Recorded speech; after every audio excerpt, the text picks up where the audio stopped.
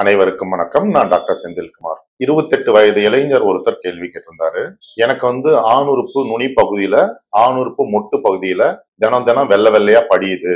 அதனால அரிப்பு இருக்கு, எரிச்சல் இருக்கு, அந்த இடத்துல ஒரு விதமான சங்கடமா இருக்கு அப்படின்னு கேட்டிருந்தாரு. இது எதனால வருது அப்படின்ட்டு. இப்ப ஆணுறுப்புல ஆகட்டும், பெண்ணுறுப்புல ஆகட்டும், அந்த தோலும் உறுப்பும் உராயாம இருக்கிறதுக்கு ஒரு ஃப்ளூயிட் செக்ரீட் ஆகும் நேச்சுரலா. அது பேர் ஸ்மெக்மா அப்படின்னு பேரு. இது நேச்சுரலா உருவாகிற ஒரு செக்ரீஷன் தான். இதனால பயப்பட வேண்டிய அவசியம் கிடையாது.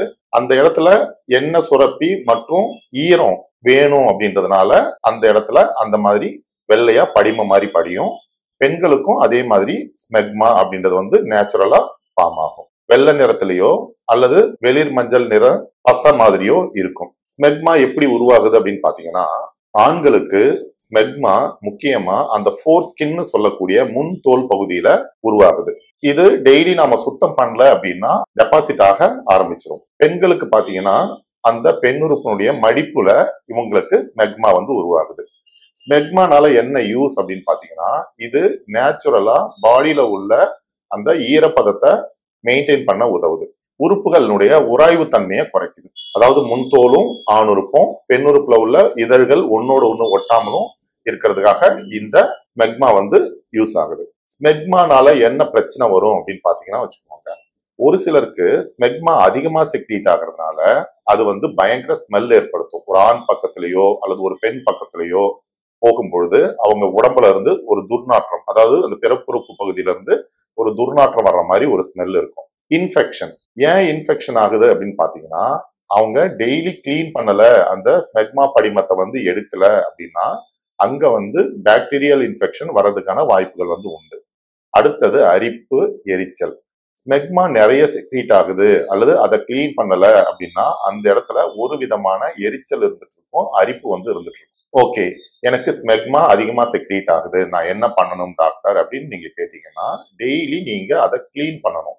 ஆண்கள் மற்றும் பெண்கள் தன்னுடைய பிறப்புறுப்பு பகுதியை ரொம்ப சுத்தமா வச்சுக்கணும்.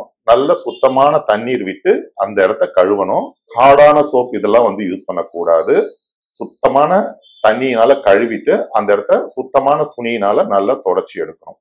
இப்போ ஆண்கள் தினம் குளிக்கும் பொழுது முன்தோலை நல்லா பின்னாடி இழுத்து அந்த தோல்ல உள்ள படிமத்தையும் ஆணுறுப்பு மொட்டு பகுதியில உள்ள படிமத்தையும் நல்லா கிளீன் பண்ணணும். நிறைய பேருக்கு இது தெரியாது. வளர்ந்த குழந்தைங்க, இப்போ 13 வயசுக்கு மேல உள்ள பெண் குழந்தையாகட்டும் ஆண் குழந்தையாகட்டும் உங்க வீட்டுல இருக்காங்க அப்படின்னா அவங்களுக்கும் இந்த பிறப்புறுப்பு பராமரிப்பை நீங்க சொல்லி கொடுக்கணும். அதாவது ஹேர் ட்ரிம் பண்றது, முன்தோலை நல்லா இழுத்துட்டு அந்த இடத்த கிளீன் பண்றது. பெண்களுக்கு அந்த பெண்ணுறுப்பு பகுதியில ஒரு விதமான திரவ சுரப்பு இருக்கும், அதை எப்படி கழுவணும் அப்படின்றத அம்மாவும் அப்பாவும் தன்னுடைய குழந்தைங்களுக்கு தெளிவா சொல்லி கொடுக்கணும்.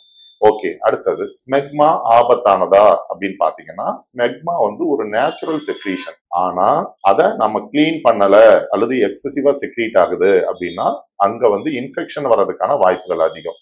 So personal cleaning, hygiene maintain பண்றது ரொம்ப முக்கியம். ஓகே டாக்டர், எனக்கு ஸ்மெக்மா அதிகமா செக்ரீட் ஆகுது, எனக்கு இன்ஃபெக்ஷன் ஆகுற மாதிரி இருக்கு, எனக்கு அரிப்பு இருக்கு, அந்த இடத்துல எரிச்சல் இருக்கு, ஒரு விதமான துர்நாற்றம் வீசுது அப்படின்னா நீங்க அதுக்கு தகுந்த மெடிசன்ஸ் ப்ராப்பரா எடுத்துக்கிறீங்க அப்படின்னா அந்த இன்ஃபெக்ஷன் இஷ்யூல இருந்து வெளியே ஹாப்பியா இருக்கலாம். ஸோ ஸ்மெக்மா இருக்கு அப்படின்னா நீங்க கவலைப்படாம ஒரு டாக்டர் கன்சல்ட் பண்ணி சரியான ட்ரீட்மெண்ட் எடுத்துக்கிறீங்க அப்படின்னா இந்த பிரச்சனையில இருந்து வெளியே சந்தோஷமா வாழலாம்.